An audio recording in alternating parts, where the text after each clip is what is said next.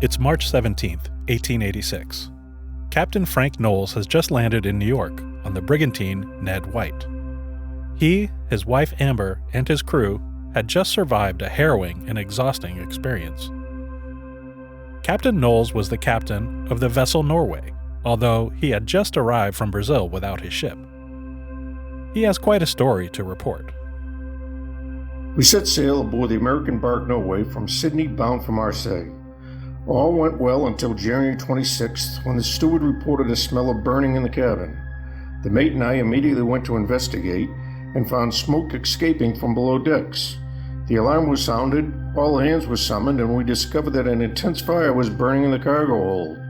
It must have been burning slowly for several days, for the heat in the space was unaccountably intense.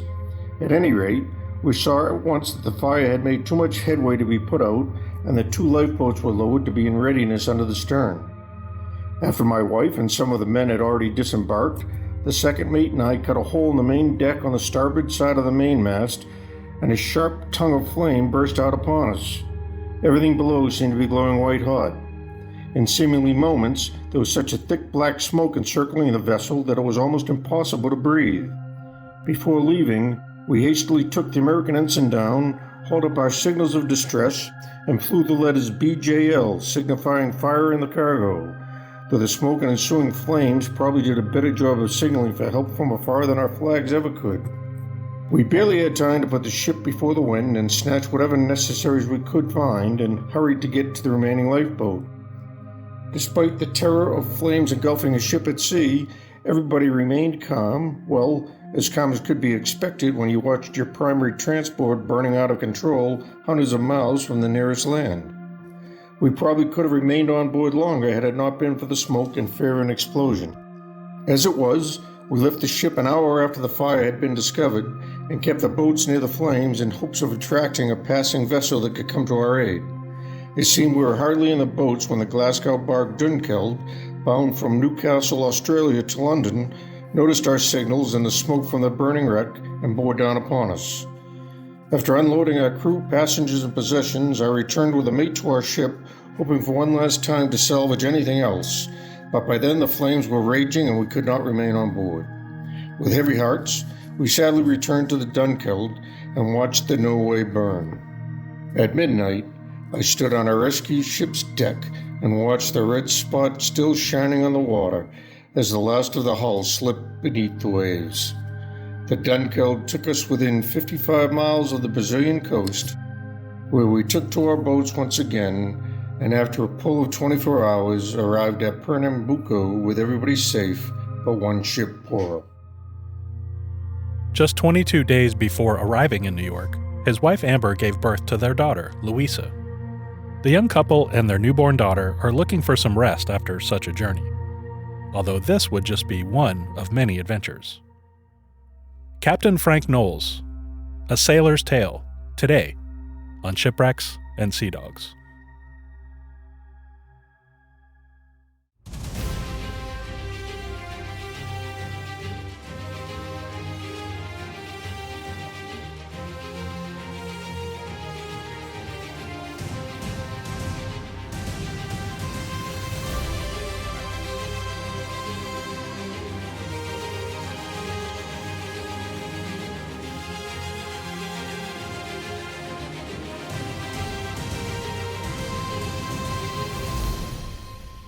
Hello and welcome to Shipwrecks and Sea Dogs, tales of mishaps, misfortune, and misadventures.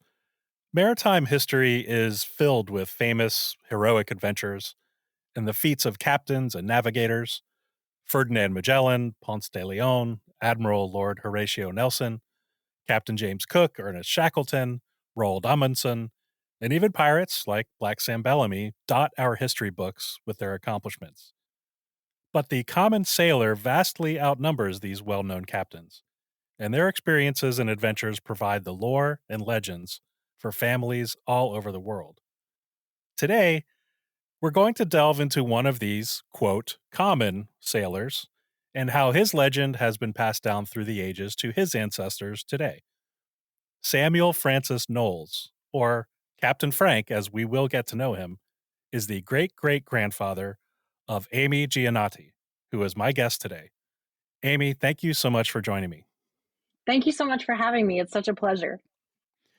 I'm really excited about this episode because these are the stories that I think are fascinating. They're real life and they tell the tales of actual people, the common folk, as it were. Although I think we'll see that Captain Frank wasn't really that common um, as we get into some of the things he was up to. But I think it's outstanding that you were able to gather all this information through your family, and we'll talk a little bit later about how you were able to do that.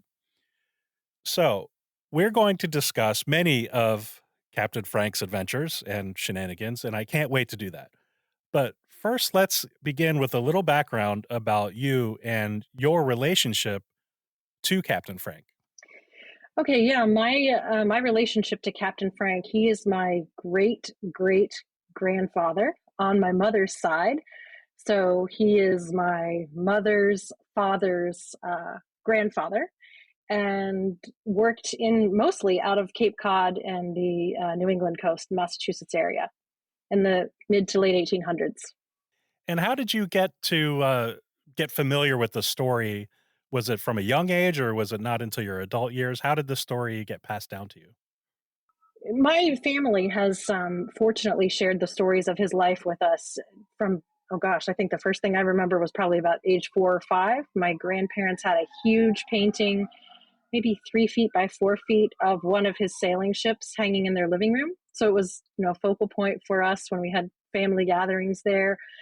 And certainly the adventures of his life were discussed a lot.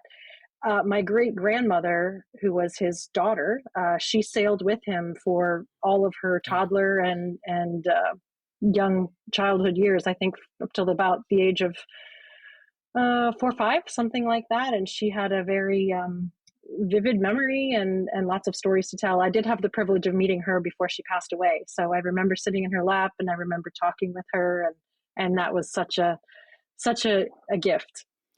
And I think those are the best stories, like I said, when we really get down to it, when we can see how somebody like your great-great-grandfather lived and the actual experiences he had on these ships. That's really the meat of what maritime history is.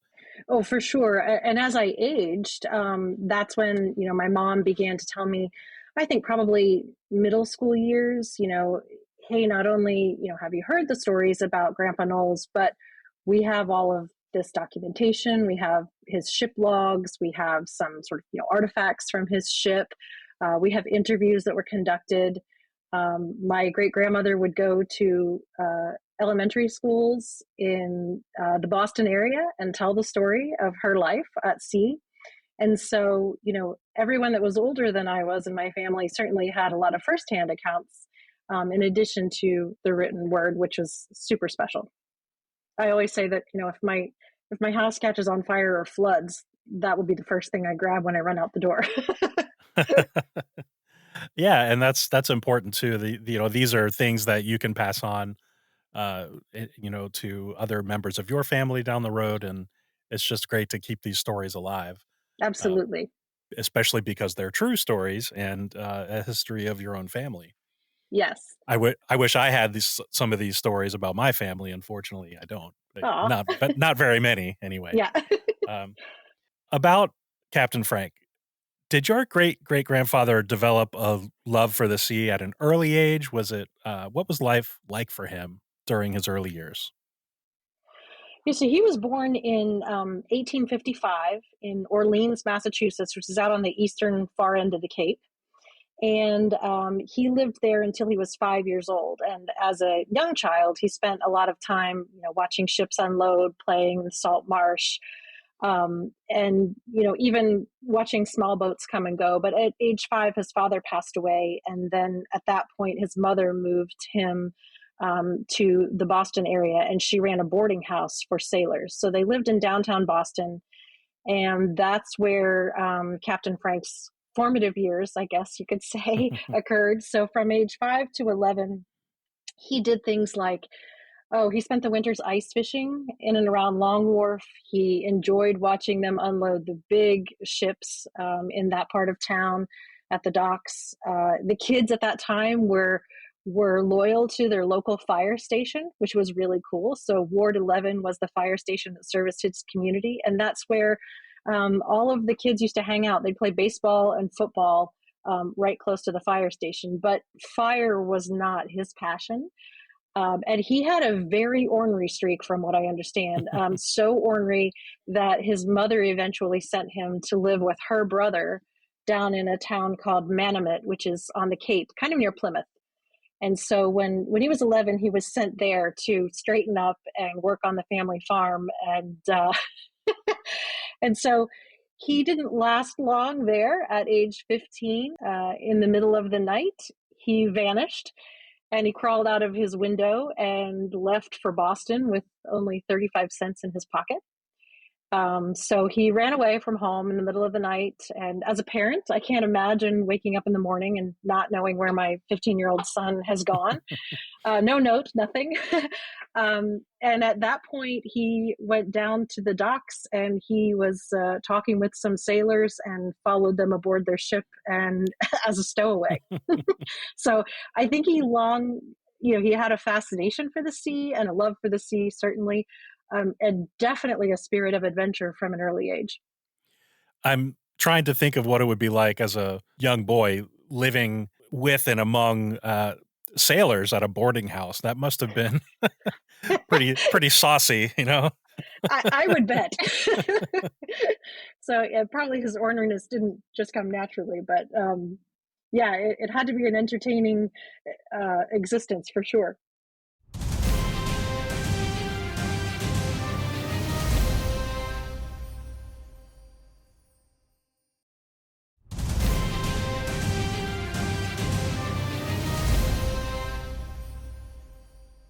So he's just about 15 years old at this point, and or some of his earlier excursions out on ships.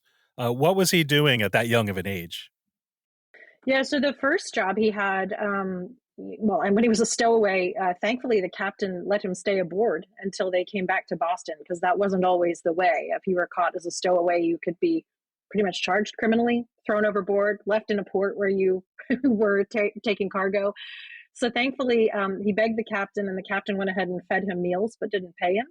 And he did things like clean the decks and assist the sailors in whatever they needed. Um, After that, he began working as what's called a cabin boy, which I think is just one step above, meaning that he got paid about $8 a month or so to work as a cabin boy. And by the age of 16, so just a year later, he did receive the credential of being an able-bodied seaman, which after a number of passages, he had learned how to box the compass.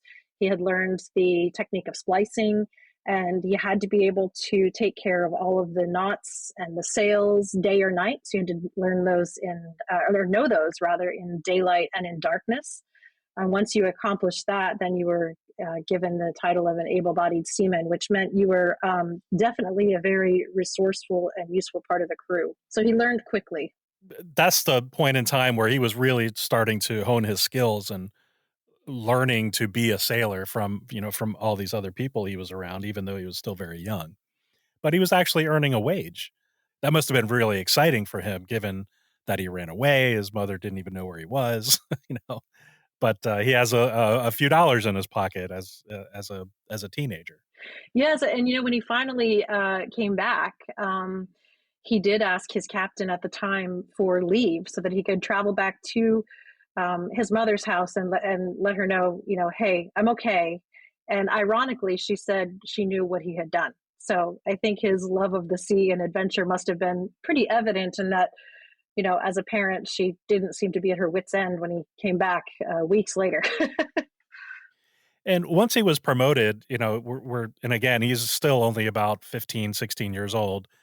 He's an able-bodied seaman, and so where does he go? Where are some of the places that he sailed? So one of the first things he did after he became an able-bodied seaman, he sailed back and forth to Scotland, Ireland. They were carrying corn back and forth. Made about $10 a month with a really small crew. I think that with a smaller crew, most clipper ships at the time, they were fast ships. and they were designed to carry cargo really quickly from port to port so that the owners of the ships could make money and then hand that over, whatever extra profits to the crew. So they obviously the ships wanted to operate with as few crew as they could, and in doing so, I think that's probably one of the reasons he learned very quickly. Most of the ships he was on were operating with a smaller crew than what was maybe normal for some clipper ships. So things like cargo, corn, coal, and most of his early voyages were back and forth to the UK area, Philadelphia, up and down the East Coast a little bit. And then things got a little more dicey and saucy when he started sailing from Cape Cod down to South Africa. They sailed to Brazil, to Cuba, and mainly what was driving the transfer of goods to South Africa was the colonial people who were starting to realize the economic gains in the diamond mines there.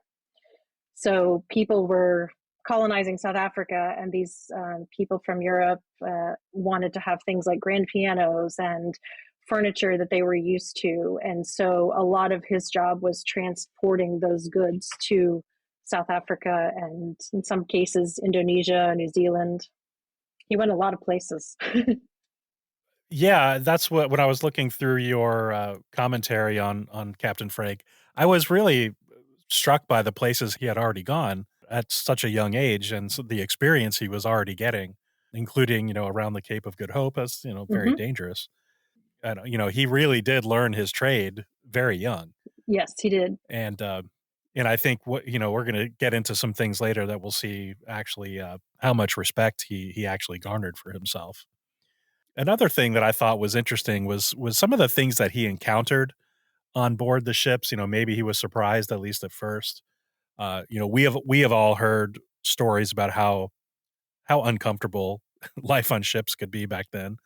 Through his writings and some of the other evidence that you may have come across, what were some of the things that were, I guess you'd say, more distasteful that he encountered, including interactions with the officers on board and his other shipmates? Yeah, one of the earliest accounts in his documentation, I guess you could say, is the poor and lacking food on some ships. So there were just some captains and some ship companies that really didn't look out for their crew. They didn't make sure that they were well fed. They didn't make sure there was enough food. And this was even occurring to the extent that on one of his journeys, the entire crew jumped ship when they got to Europe simply because they didn't have enough food. Captain Frank stayed aboard and came back. But I think that's something that stuck with him probably because in his later years, he made sure that he put his crew first. He also experienced a hernia from working in the rigging and the sails and, all of the physical and manual labor that they do. When they came back into port in Chelsea, Massachusetts, which is just right there in Boston, some of the rest of the crew just left him in his bunk, and he was very ill with a hernia. But he had been such a good crew member that the owner of the ship found him lying in his bunk, took him to the hospital in Chelsea, and actually paid him in advance to secure his position on the next time that voyage occurred on that ship. So I know he was, even early on, a well-respected part of the crew. He also writes and talked a lot about the challenges of weather, particularly ice, building up on the sails and the rigging and trying to keep the gear and equipment ice free as you're sailing. Super difficult. Same with fire, Yeah. which was always a concern. Not only from sailing wooden ships, but a lot of the cargo that they carried was extremely flammable. And we can talk about some of that later. From a personnel perspective, though, and having managed people myself and worked for managers, he did have some encounters with captains who were really indecisive to the point that lack of decision-making ability ended up impacting the crew and affecting their safety. And Captain Frank was very vocal about that. But probably the most concerning thing, he was aboard a clipper ship called the South American, which was one of the most beautiful ships and the fastest sailing ship at the time. And they sailed around Cape Horn from Cape Cod to California. And there's not a lot written about this book or this ship in the literature. A lot of people reference that it was haunted or it had a bad reputation. And that was certainly Captain Frank's experience, because the captain that he worked on that ship with ended up shooting and killing 2 crew members because they weren't working fast enough. So, knowing that they had to round Cape Horn, always bad weather, always difficult seas, and you have a captain who's behaving that way, and now you're down 2 crew members, was significant. So significant that when they landed in San Francisco, Captain Frank turned the captain in, and he had to stay for sort of a legal briefing or a court briefing when that captain was arrested. So that was certainly, I think, a pivotal moment in his leadership training. Yeah, that I think that would be an example of uh, what not to do, and that probably shaped how he treated his own crew later. Yes, I would think so. And it's probably a little bit hard for us to have something to compare this with, but sometimes, people may have advertised themselves as skilled crew members. But at one point when he was sailing as a captain, he sailed from Boston to South Africa, and the crew that he had, which were skilled sailors, heard about the money that could be made in the diamond mines, and his entire crew jumped ship. And the only option he had was to go to the jail in Cape Town and get prisoners who were brought aboard in shackles. And he had a long conversation with them about, sort of, I'm in charge. These are the things that need to happen on this ship to get us on our way. If you agree to those, if you follow the rules, if you, are willing to be trained, you're allowed to leave your sentence and come with me aboard his ship. So for one sailing season, that's who he had as his crew. And I can't imagine that. Well, in that situation, I imagine you have to really earn their respect and treat them with respect Right. in order to prevent any kind of mutiny or Yes. other crimes on board. Yeah, I would think so. And, and I think it's one thing to learn, boating and navigation quickly, but then learning all the sails and the rigging and, oh, geez, weather and all of that. That had to be a lot of information and a lot of stress on a captain to transfer that information quickly to a crew that would, be able to get them back across the ocean. And I can't imagine. Their lives depended on it, so they had stake in learning quickly. True. Yes. And probably a lot better scenery than where they were, stationed in the prison. We mentioned Captain Frank being well respected. There was an episode that when he was serving on board the vessel Norway, an interaction he had between the captain of that vessel really showed how respected he was and how much that captain actually respected Captain Frank. I'll let you tell the details of it, but I found that particularly impactful. Yeah, that particular incident you're referencing, Captain Frank was 24 years old. He was serving as the second mate aboard the Norway. And by this time, he had earned a very good reputation as a skilled sailor, an excellent crew leader. And the captain at the time offered Frank to, basically say, would you please give up your leave, your shore time, and stay aboard this vessel because we really need you? And later admitting to Captain Frank that he, the captain, had lacked the confidence and the skill that he saw in what would soon be Captain Frank, especially when facing storms and dealing with the southeasters and the rigor of manning the sails and keeping the ship afloat and, going in the direction it needed to go, delivering the goods. He was really impressed with young Frank's abilities. And at the time, that discussion, I think, was probably pretty pivotal in Captain Frank eventually becoming captain of the Norway. But for that captain to admit that he didn't feel he was as confident or as capable as the second mate, I think that probably was a pretty difficult thing for a captain to do, but an important one when you need to get paid and you need to make sure your crew makes it safely back and forth and goods delivered. Yeah, in hindsight, when I first read that, I thought just how awful it is for the captain to have to admit that he kind of didn't know what he was doing and he was relying on his second mate. But then I started thinking, at least he did recognize that he didn't have the knowledge and skill that was required, Mm-hmm. and he delegated properly to somebody that did, and eventually would save everybody on board because Captain Frank did know what he was doing and was able to get them out of some trouble. Yes. So that is a good feature, or that is a positive feature of a good leader, to understand what you can do and what you need to delegate. Right. And I think to recognize the skill sets among the people that work for you or work with you. Everybody's good at certain things. We all have our strengths and weaknesses, but to be able to be in a position of basically power and authority and make that declaration and really request for help and say, hey, I can't do this as well as you can you please stay aboard and lead us through these next few voyages rather than taking your shore time. That was probably a pretty big step. And they were at sea for months, sometimes years, so shore time, I would imagine, was something that was really valued and appreciated and had to be, sacrificed in this case. And in the long run, it wasn't good for that captain. He eventually was removed as captain of the Norway, and Captain Frank took over as captain.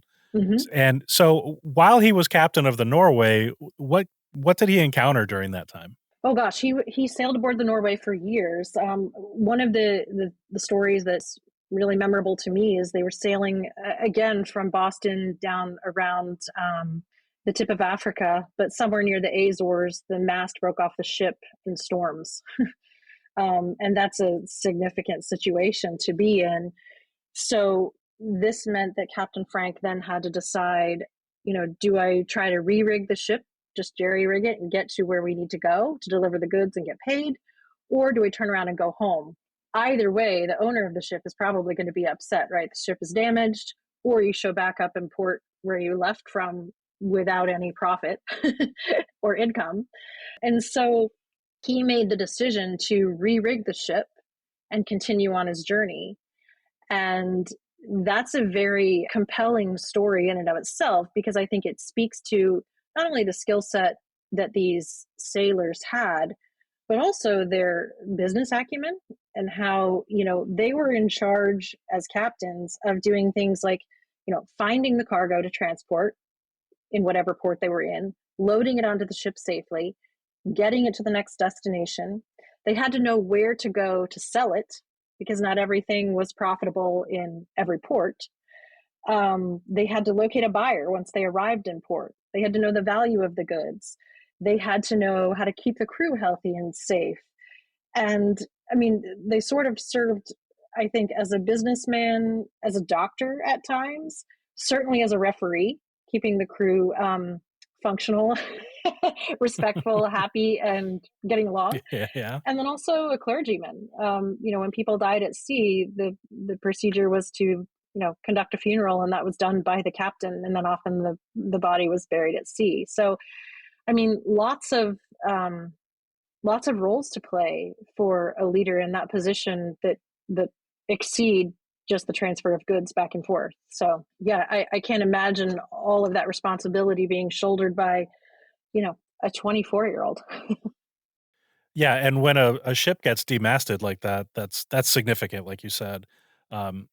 If he was able to cobble that together and continue the voyage, that's really saying something of the skill of his knowledge, first of all, and the skill of the crew For sure. to be able to do that. And a lot of his accounts talk about things like sitting in the bosun's chair and fixing some damaged part of the hull, and looking down and there's sharks around you, and just things like that today would be like, huh, easier done in port with a few divers or whatever, but they didn't have that luxury back then. So he's been out at sea for quite some time, but he manages to get married. What was life like for him as a married sailor? Yeah, so I think one of the neatest things that he references is on the ships that he served as second mate and in his higher order positions of rank. The owners of the ships at the time encouraged the captains to bring their wives and families on board. The thought was it would keep the captains well grounded, happy, they'd have their family with them, it wouldn't be so stressful on either party. And so Captain Frank, as a younger man, saw that, and he liked it and seemed to see how having the captain's wife aboard and children seemed to help the crew get along, and it just kind of made things easier. And so when he finally married, he ended up, his wife was 17 when they got married. And then the owner of the ship, he was already a captain, said, we think a 17-year-old's too young to go to sea. And so they asked her to wait till she was 18. And then she joined him at sea. And after they got married, the first voyage that he took, so this was before she came with him. He was supposed to be gone 6 months and he was gone 14 months. So I'm sure her first taste of being away from home, being married to a captain was probably pretty, I don't know, Bitter? a lot of the, yeah, bitter or just like the unknown, like, hey, now I'm married and I get to go to sea with my husband, which I'm excited about, but I really have no idea when I'm going to be back, just that kind of thing. So he does say, though, that my great-great-grandmother, from the time she first set foot on a ship, she had zero experience. She never once got seasick, and she ended up sailing with him straight for 10 years. So they had a number of children. The boys, though, stayed on land and went to school in the Plymouth area and Manamet. But the girls at the time weren't schooled, so they sailed aboard the ship with parents. And that's where my great-grandmother comes in. So she, I think, got the better end of the deal than her brothers. But at the same time, wow, what a life of adventure and responsibility having your family, there with you. She had a great experience and great rapport with the crew. Things like his logs accounts for account thing, the things that she did, like making popcorn, making sure they celebrated all the holidays. Like when they were at sea and celebrated Christmas, she had a little rope that she would string up into like a little Christmas tree with some wire, and made candy aboard the ship. So the sailors actually ended up doing things when they'd go into port, they would bring her a little gift back. Like they appreciated her as sort of being the mom to everybody on board. She was a pretty young woman to be the mom, but Yeah, that's a lot of life experience in just a short period of time for somebody of for such a young girl, young woman at the time. But for sure. like you said, though, what an adventure! What a lifetime of experiences that she had during that time. Although at times it was probably terrifying. Yeah, I'm sure. I would think so. I mean, and giving birth at sea, it's probably, we're so spoiled today with certainly technology and advances in the medical field, but not only giving birth your first time, but you don't have any other women around to assist, nobody to coach you through that. I mean, wow, that is one tough lady. And cleanliness and hygiene really isn't one of the things that was known to be existing on a ship back then. Not at all. I mean, even if they had the resources to, for personal hygiene for the crew, um, many of the cargo that, much of the cargo that they were carrying also was, a bit to be desired, either full of insects. Um, the sugar would melt and run all over board the hull and the decks, and that of course attracted vermin and insects. And a lot of times, there's one account, I think, of him carrying guano from the Pacific Islands all the way back to Germany. So these are flammable things, pitch, turpentine, basically, like not always furniture and nice goods, not always Yeah. furniture and fruit.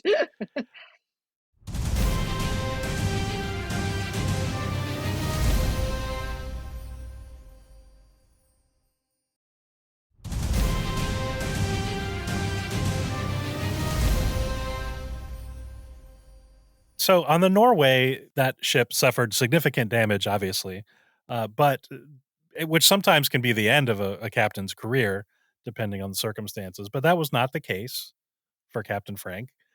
So what came next for him? Yeah, so when he was captain of the Norway, they were leaving Australia, and at the time sailing. So this was shortly before Christmas, sailing around the tip of South America, and then back up the east coast of South America with an intended destination of Boston. But off the coast of Brazil, the ship caught fire. So they encountered really hot temperatures, like 90, 92 degrees Fahrenheit. And the cargo at the time was dried coconut meat, pitch, kerosene, shale, which were all highly flammable things. So much so that when he departed Australia, he asked for 3 lifeboats instead of 2 because he was concerned about that.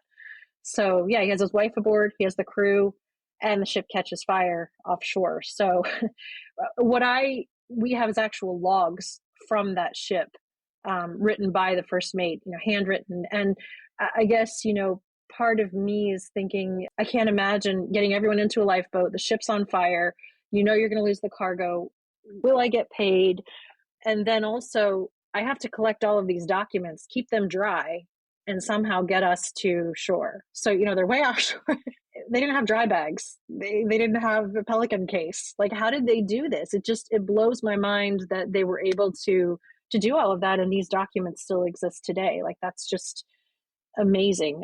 And yeah, so the ship went down, everyone survived, and the initial reaction of the owners of the ship they were going to, I guess, try to charge him with the loss of the ship. But he had documented everything so well. And when they arrived in Pernambuco, Brazil, he went into basically like the insurance office to make the claim or whatever. And he was able to prove it was fire. It wasn't related to negligence on his part. And so, yeah, he didn't suffer any damage from that. But it was all of the documentation that he kept that was able to absolve him from any liability. So then he went on to become a captain of another vessel. And this time he became a part owner of that vessel, the Mary S. Ames, because he was upset that the Norway had not been properly insured either. So the owners of the Norway were like, oh, yeah, sorry, we forgot to insure that vessel. So basically, he was concerned about being without a job. And I think he saw the handwriting on the wall, and he was a forward-thinking person and proactive rather than reactive. So he took matters in his own hands, and he purchased 9/64ths of the Mary S. Ames and served as its captain. So he went back to sea with his wife and my great-grandmother, who was a toddler. And I think I've been looking forward to this next part more than any other because it is just unbelievable. Um, when he was captain of the Mary S. Ames, fate wasn't exactly on his side again. But I'll let you tell it. So what happens? What happens to Captain Frank and his ship? Yeah, so he sailed from Boston to Savannah, again with a crew and with his wife and young daughter. She was 2 or 3 at the time. Then they sailed from Savannah across the Atlantic Ocean, around the tip of Africa to Anjer, Indonesia. And he remarks that they had really good conditions. It was, calm. It was beautiful. My great grandmother, who was, 2 or 3 years old at the time, was bored. And so when they got into port, they bought her some monkeys as pets, so she would have some friends on the ship. So she had a male and a female monkey, and she played with them, and she had, I think a great time, and they were accepted as, just another part of the crew. And then when they left Indonesia, they were sailing for Natal, South Africa in the summer of 1894. And unfortunately, when you look at, shipping logs and weather routes today, they noticed the barometer was dropping rapidly, and they encountered a really powerful hurricane in the Indian Ocean. So after, I think it was about 4 days of fighting this storm, he decided that they needed to abandon ship. They had 2 lifeboats. As captain, one lifeboat was really good and one lifeboat was older, and he didn't want to claim the good lifeboat. So they kind of drew straws to see who would get that one. And Captain Frank and his wife and daughter and a cook and I think another crew member ended up in the old lifeboat that was in poor shape. And after 5 days adrift in the ocean, they abandoned ship about 280 miles east of Madagascar.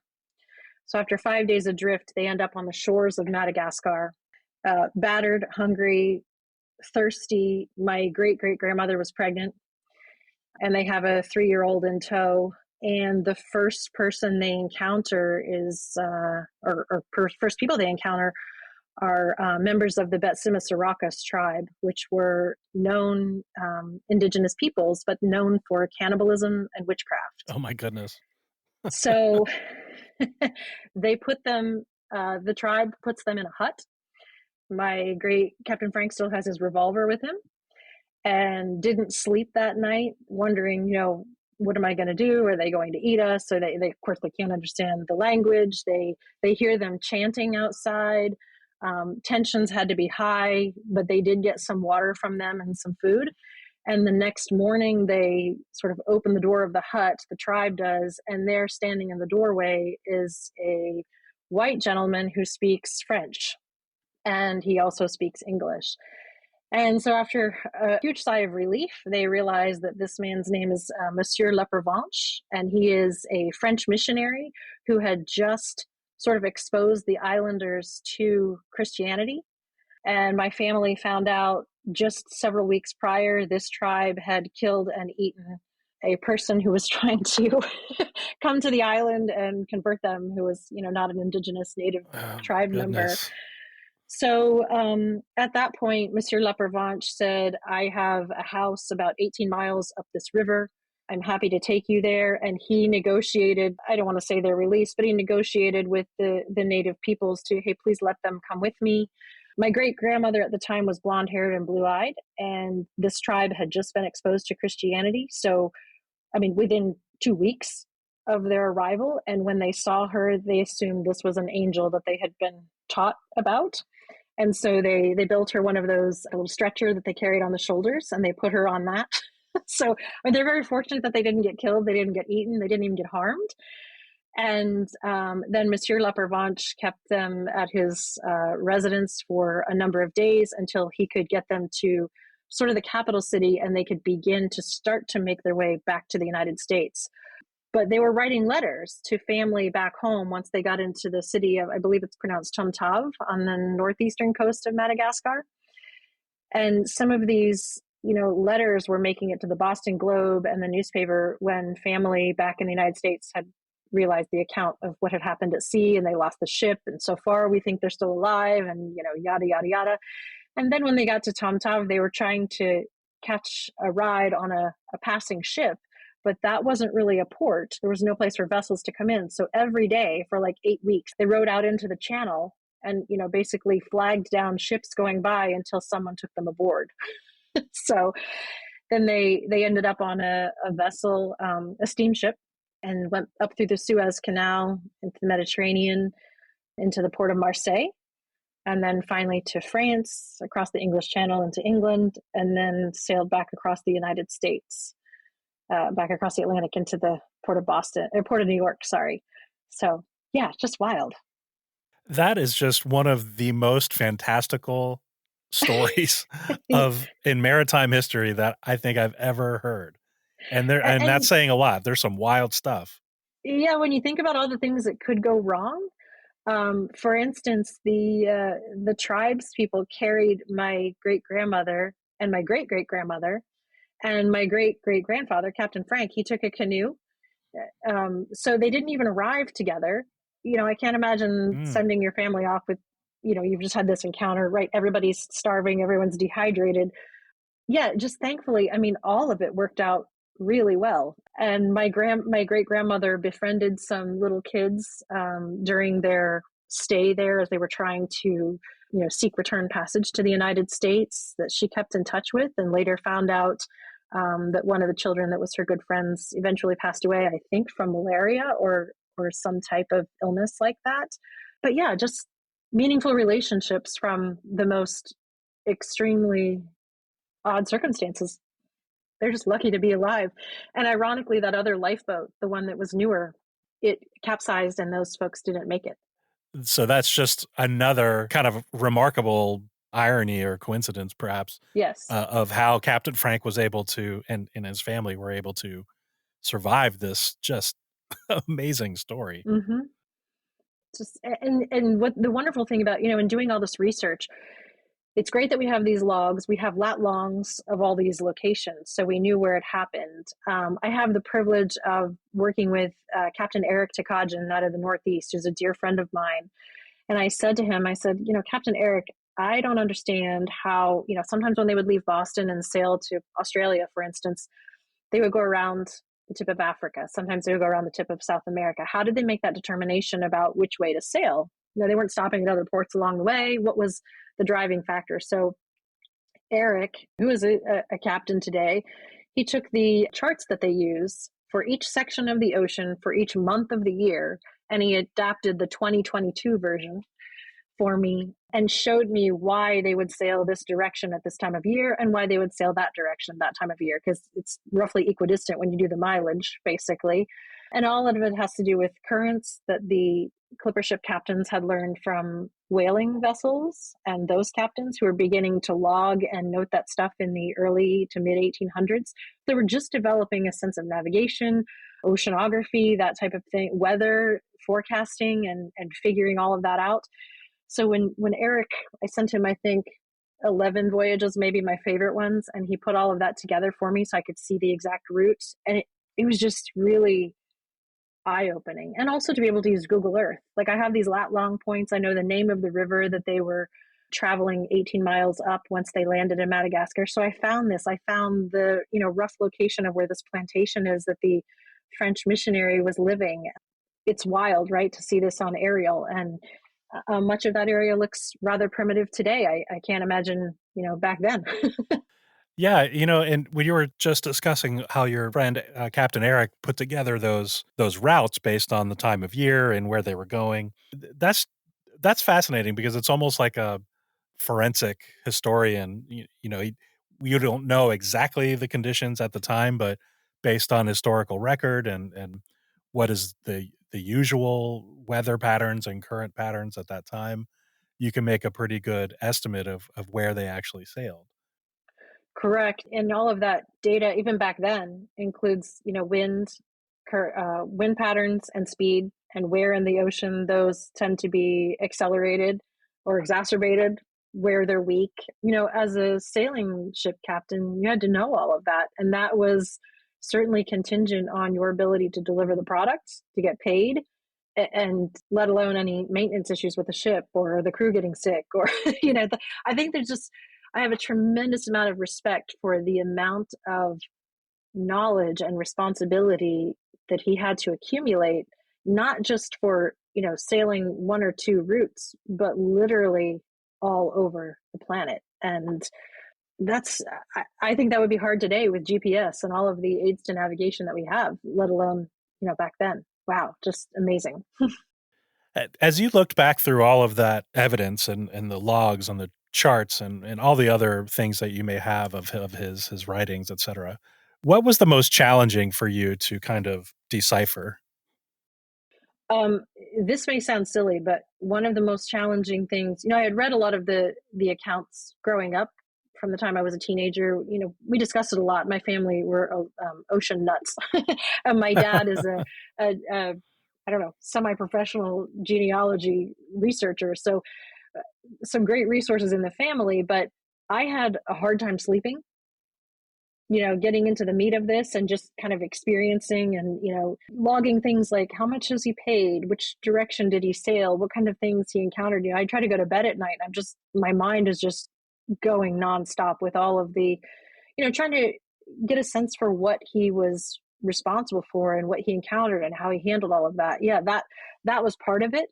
But I think just taking all that information and assimilating it, because it's one thing to do the storytelling over the years and you hear that. But when you have all that documentation, and I did this initial talk for the Boston Sea Rovers. I'm a member of the Boston Sea Rovers, and I did it for their annual meeting in 2022. And to be able to put that into a visual presentation was challenging. I have pictures of the ships. I have pictures of some of the artifacts. I have pictures of him. But I was trying to think, I need to make the story also visually appealing for my audience. But thanks to Google Earth, I was able to, and thanks to Captain Eric, I was able to track his exact pattern of his voyage. So, while I'm telling the story about where he went, you can see the little ship moving across the screen and you get a sense of, holy cow, that takes a really long time to get there. Like there's one when he's going from New England to Australia around Africa, he gets a fix on Tristan Island, which is out in the middle of the mid-Atlantic, mid-South Atlantic, roughly, and then begins a 6,000-mile easterly run of just open water with huge following seas. And I think, and that's where they lived until they hit that next point of navigation, demarcation, whatever you want to call it, which was the Snares Islands off the coast of New Zealand, Australia, sort of. And that's a long run of open water. I can't imagine. So just putting all that together visually, and being able to mentally process and just kind of get a sense of the challenges professionally, personally. Wow, I really wished I could have met him. And it came to mind too, as you were mentioning, that this isn't just somebody that you're researching. This is a family member. So I was wondering if at any time it became emotional for you. Um, Not so much emotional because thankfully everyone in my family made it. I mean, I shouldn't say that. They did lose some children as infants, even giving birth at sea, and the child didn't survive. One I think was lost to some kind of illness as a toddler. So, but my direct lineage, yes, they survived all of the challenges that the ocean threw at them and everything that life had to offer back then. So I'm very grateful, and I'm so thankful that he kept such excellent records. I'm also so thankful that he had a long and healthy life, because well into his 80s he was still working in maritime navigation, and people at the time were, he had been in newspaper articles about losing the Mary S. Ames to hurricane and being shipwrecked on Madagascar. And so there was a lot of documentation, and you can find that now in the archives, thankfully, because a lot of my relatives, like my mother's generation, her sisters were saying, "Oh my gosh, we'd always heard this story, but you went and found it." Like the French missionary. I suppose people could have said, was this just a captain who had a little too much to drink and this was his version of the story? Well, I found the man's full name and his obituary, where he was buried, from Reunion Island, which is not far from Madagascar. I mean, all of those things were able to be documented and found in the archives, and it's really quite remarkable. I'm glad I had the opportunity to do this.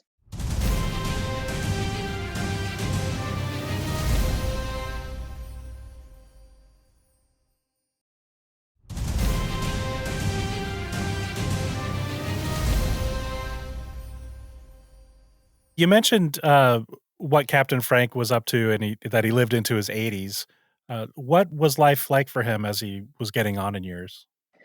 So after he arrived back in the United States after losing the Mary S. Ames, he did not captain clipper ships anymore. One thing that he did do, though, is they realized, his skill set, I think, was well known.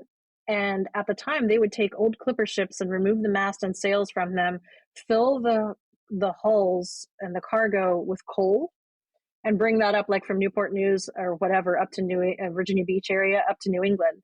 And so they would link all of these boats together, Hmm. all of the coal barges kind of thing, and they used him as a consultant to navigate the ports of the eastern seaboard because he knew them so well. That was interesting. He served at 85 years old as a harbor pilot, which meant he went out and met the vessels and then took over as the captain to bring the ship into shore at different ports, which was pretty amazing. He also worked on the first trolley from Boston to Plymouth, and ironically broke his leg there. So he never had any massive injuries at sea, but he had a leg break on that almost ended his career. And he was also part of the life-saving team at several of the beaches in the Massachusetts area. So when a ship was struggling offshore, this group of men would hop in rowboats in storms and go out and help them. Sometimes they would fire basically like a grappling hook from the land out to the ship, and be able to help guide that in. I mean, just wild. So he was always still very much involved in, maritime commerce, navigation. Yeah, and I'm so thankful too that my great grandmother lived a long and healthy life. During her childhood, when she was at sea, she had a period of blindness from malnutrition. And her vision came back when she had proper nutrition. But lots of things could have happened there, and just really cool to be able to meet her when I was little. And I do have pictures of her, and wow, I can't imagine that her life started like that. Thinking back over his life and all of these experiences, his career, there are just so many interesting and fascinating stories and anecdotes, including a little bit of mischief when he was younger, these harrowing experiences of being shipwrecked, with the cannibals and all these things. Have you thought about trying to write a book or maybe a TV series even about his life? It's really amazing. Yes, I have, and that's sort of in the works. So Oh, excellent. fingers crossed, I can pull that off. Part of um, my career is I work with Schoolyard Films, which is a nonprofit that makes environmental films for K through 12 audiences. And right before I decided to pull this talk together, my colleague Tom Fitz, who's a Emmy award-winning cinematographer, he was out in Midway Atoll filming a documentary that we were doing on ocean plastic pollution.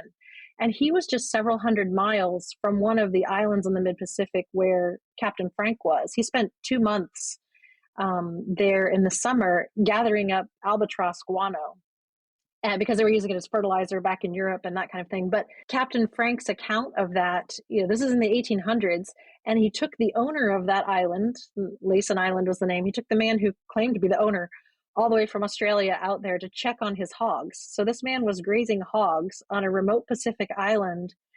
And Captain Frank, in his time there, he said, there's nothing to eat except sea turtles, fish, and hogs, but the hog meat all tasted like fish because the hogs were eating the sea turtle eggs and whatever they could find on shore. So, as a scientist who studies invasive species, and I'm thinking, this is for most of us a fairly new problem that we have, right? This was happening in the 1800s. People were transporting hogs to remote Pacific islands that they sort of claimed ownership of, letting them wander around, certainly damaging the local ecology and impacting the environment. So to see that parallel with my own life as an invasive species scientist and as an educator and working with a film crew that was just not too far from Laysan Island, wow, it kind of all came together and just need to be able to catalog those experiences. Yeah, I was just going to ask, your own love of the ocean, you're carrying on that tradition of Captain Frank. How has this love of the ocean impacted your professional and your personal life? Yeah, it may sound silly, but I've always felt, for me, my pull and attraction to the ocean is far more than just an interest or a hobby or a passion. I truly feel it's in my blood. My mother was a professional surfer in Florida, so back in the 60s, which was neat. She has a wealth of knowledge about the ocean and the same passion that I do. And so, from an early age, even though I grew up in West Virginia, I knew I wanted to work in, on, under the water, and it had to do with the ocean. So I did eventually get my master's degree in environmental science and marine ecology from the University of Virginia. And I have always, worked in marine ecology and conservation, education, habitat management, that kind of thing has been my sort of area of professional expertise. But underlying that is a strong foundational anchor, if you will, in wanting to protect our oceans and explore them and teach people about them. So I like to think that that's probably in my DNA. Part of my role as an environmental scientist is I've managed invasive species in Florida's waters. And as such, I'm an airboat captain or an airboat pilot. And, I think a lot about Captain Frank and having a crew and a sailboat. I operate solo, but I have the advantages of all this technology and looking at radar and weather forecasts with potential storms coming across a lake. Or so I know what it's like to have a task that you need to accomplish, from the boat and make sure your mission is successful. But for me, it's so much easier than the challenges that he had to deal with. So, but I think that just is another thing that highlights my passion for water and for oceans and protecting the environment.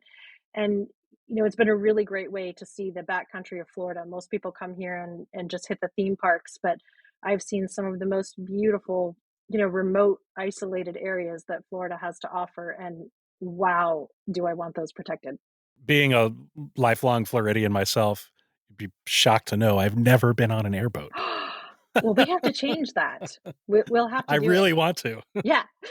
It's a great, it's loud, um, but it's also a really great way to get into areas that are really shallow and to see wildlife. And certainly, from my perspective, seeing the damage that can be inflicted by things like aquarium plants that are tossed out when they don't have native predators or pathogens that eat them or impact them can be really costly economically, but also ecologically. So it's an important job, I think, and one that when waterways are managed properly, whether it's fresh or saltwater, you really you can see the difference in habitat and the wildlife that utilizes it, and then that also translates to property values and the dollar value that we place on having those resources for tourism and natural area protection.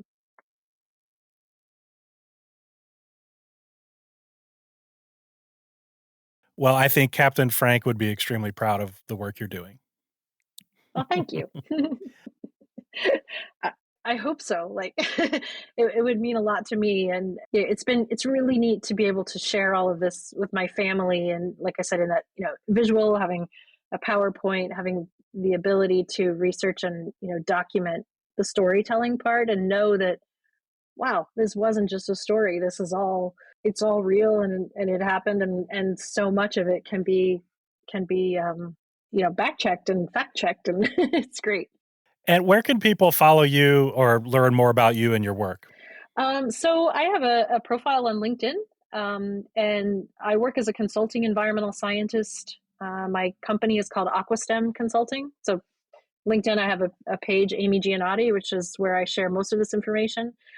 And then I also am passionate, as I said, about environmental education and conservation work. And that is through Schoolyard Films, which is a 501c3. And we make all kinds of just really outstanding nature documentaries for K through 12 age kids. I'll give you a hint, they're great for adults too. Excellent cinematography.